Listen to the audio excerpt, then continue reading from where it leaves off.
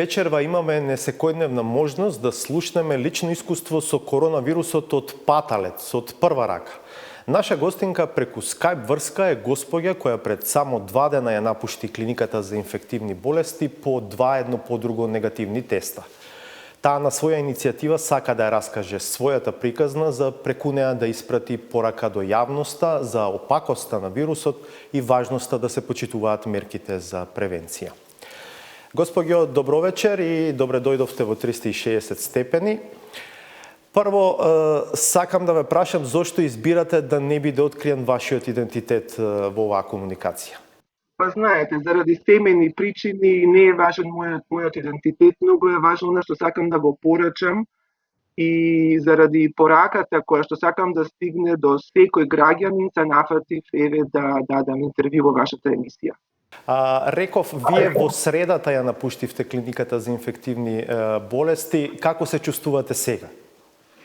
Па релативно сум подобра, после 17 дена хоспитализација и поминав со полесни симптоми, да кажам, меѓутоа сепак искусив пневмонија и сум класифицирана како пациент со полесни симптоми. Меѓутоа сега веќе се чувствувам доста подобро во домашни услови.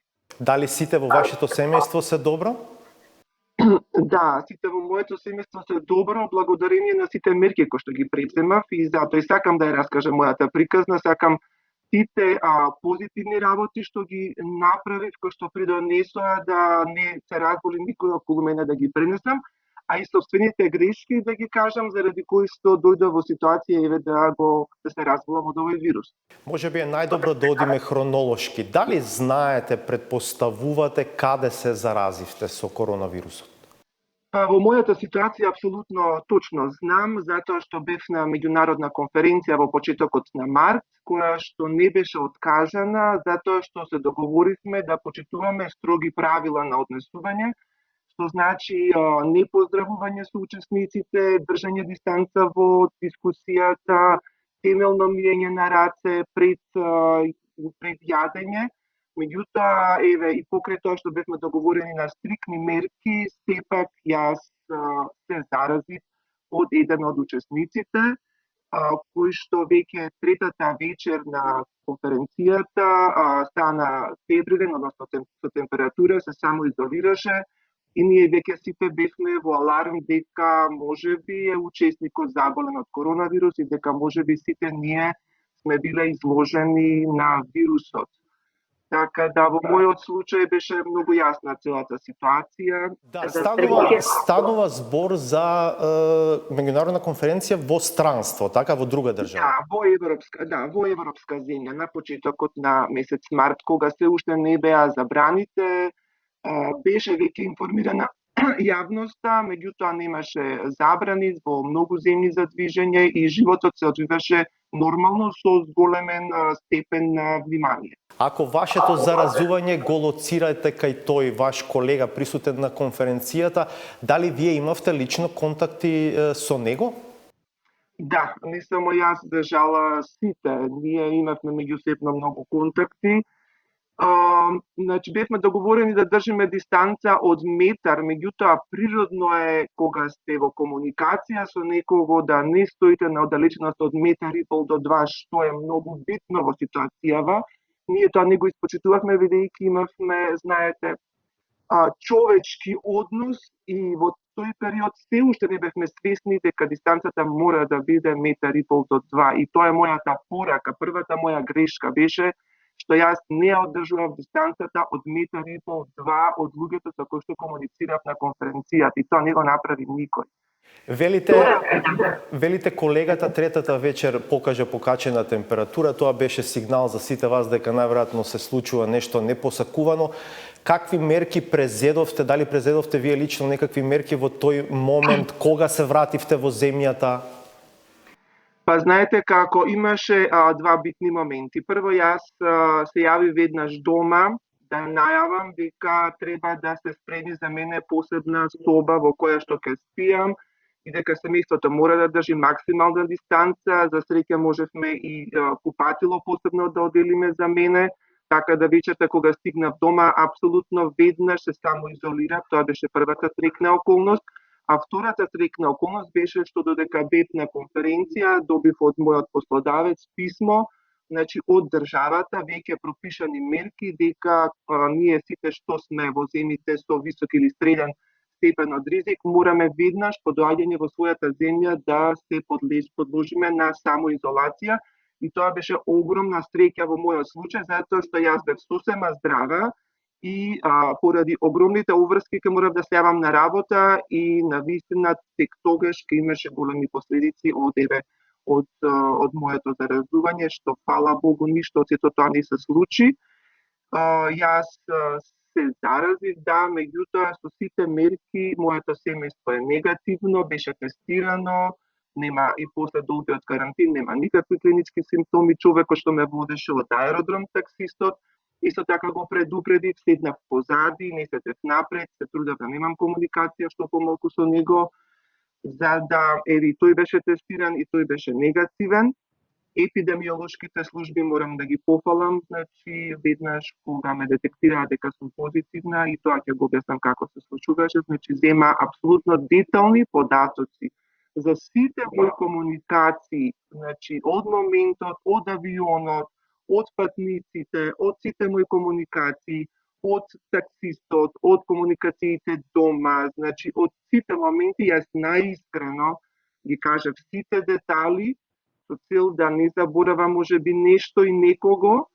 Меѓутоа, морам да кажам дека кога ќе ви кажат дека сте позитивен со коронавирусот, најмалку размислувате за себе во тој момент. Дали само може да ве прашам колку време помина од моментот од кога се вративте, бидејќи колку што разбирам, вие во тој момент немате никакви симптоми, до моментот кога ви се појавија првите симптоми и кога практично се тестиравте и дознавте дека сте позитивни на коронавирус? Значи, па мојата приказна е ваква. Јас појавив клинички симптоми 5 дена од мојата прва комуникација со човекот кој што после беше, значи, докажан позитивен.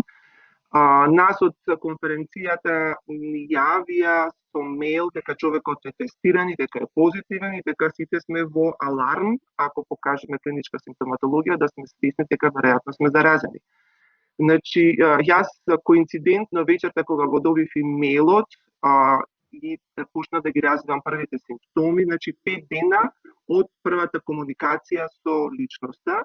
Првите симптоми ми беа треска, покачена температура 38,5, после се крена на 39 и значи и отежнато дишење и веднаш почувствував дека почнува да ми се спушта на белите дробови. Морам да потенцирам дека првиот ден кога се вратив во земјата, веднаш се јавив во Центар за јавно здравје Скопје и Институт за јавно здравје, каде што ги информирав дека потенцијално можеби сум имала комуникација и секој ден во наредните денови се јавував на моје инсистирање, а и тие ме замолија да бидеме во комуникација за да ме пратат.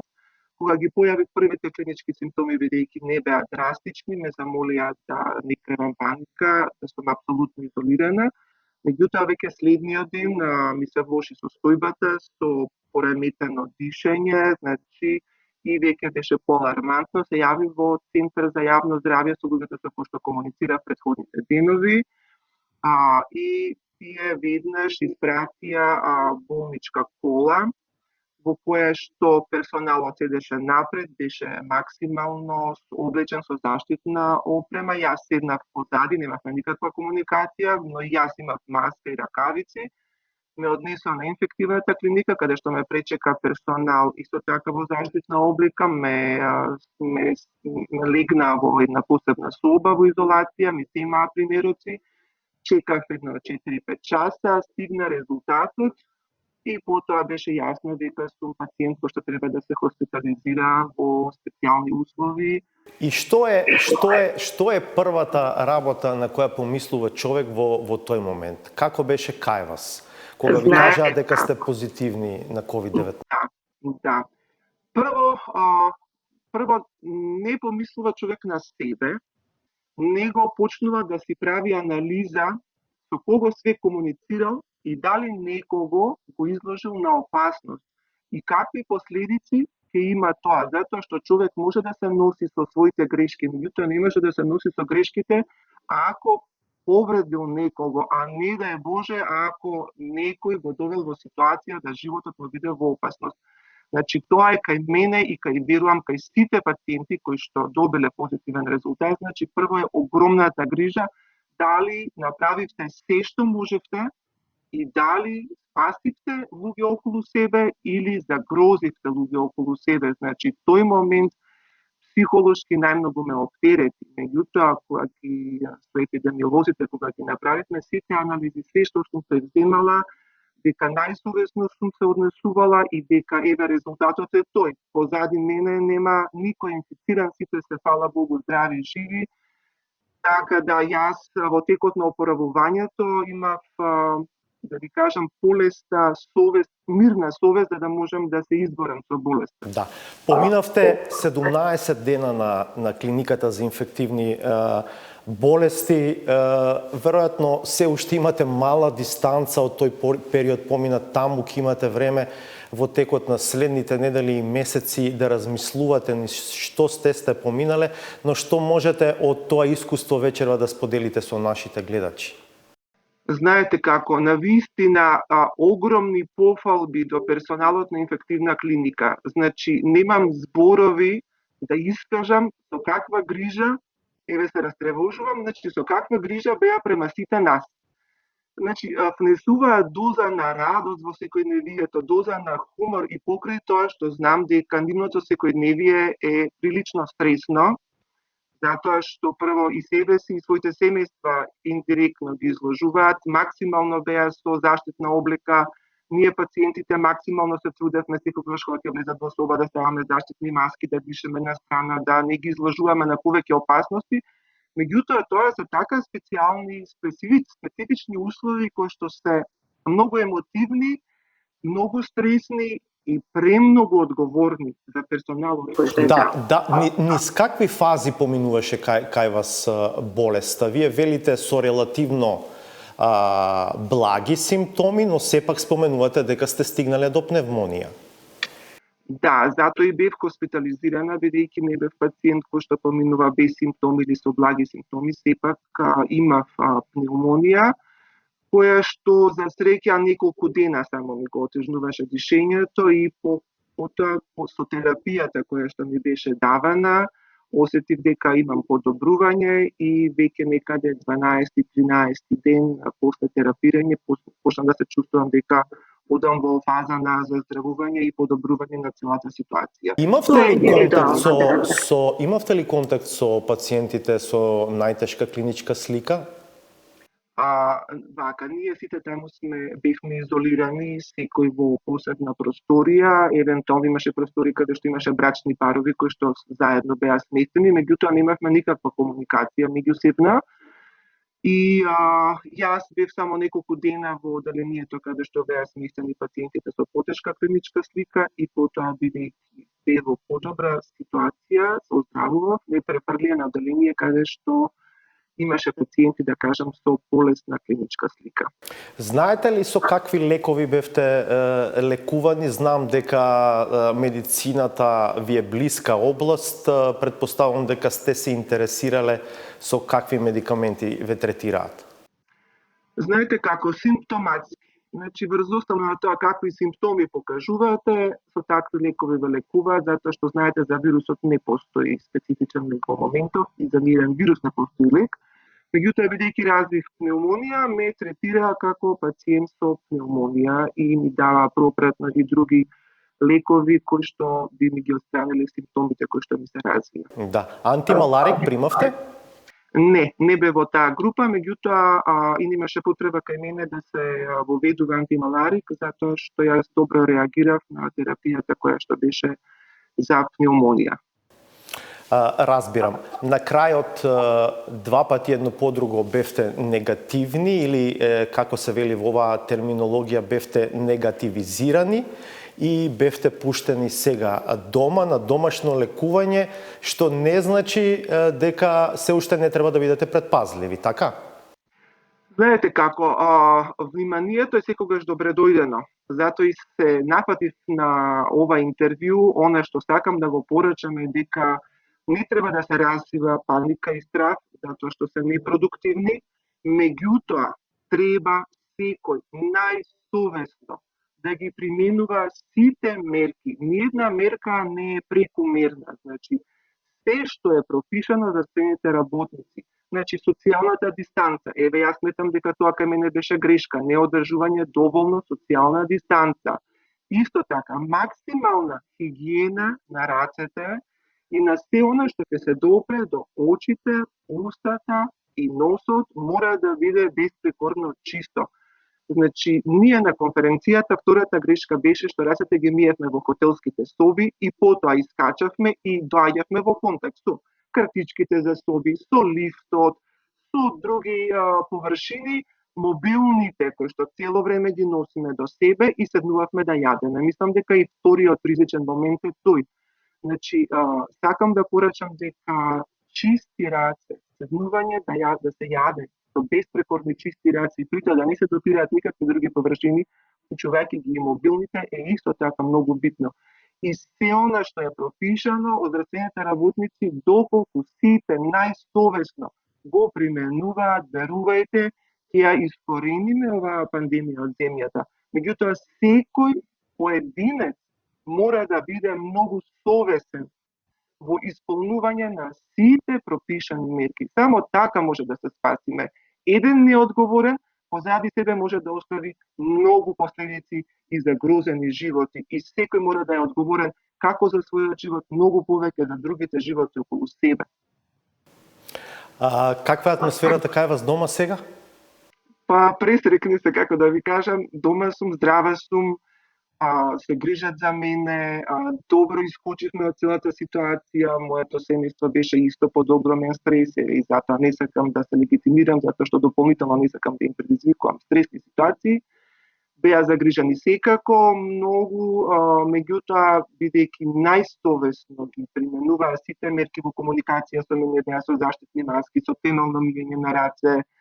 После моето примање во болница дома све се дезинфицираше, кога влегов од болница, се живо дезинфициравме, се што донесов, така да со примена на сите мерки, значи, еве, добри сме, добро искочивме од ситуацијата, моите деца психолошки овој терет одлично го поднесоа, затоа што многу се едуцира, многу прочитаа, беа многу реални во целата ситуација и, фала Богу, еве, кај мене е среќен крај, затоа што најсовесно се придржувавме до сите пропишани мерки. Господјо, благодарам што бевте дел од 360 степени вечерва, благодарам што самоиницијативно решивте да пренесете дел од вашето искуство. Во дел се разбира не многу пријатно, но еве со среќен крај, верувам дека пораките кои што ги пренесовте ќе допрат до многу луѓе и дека мерките на превенција ќе се почитуваат на начин на кој што се кажува дека треба да се почитуваат. Благодарам уште еднаш. Благодарам на можноста и ги замолувам сите, значи од се срце, најискрено ги замолувам со најдобра намера да ги почитуваат сите мерки и само така може да излеземе од оваа ситуација. Благодарам. Вие останете на Алсат, по уште една пауза е саботажата.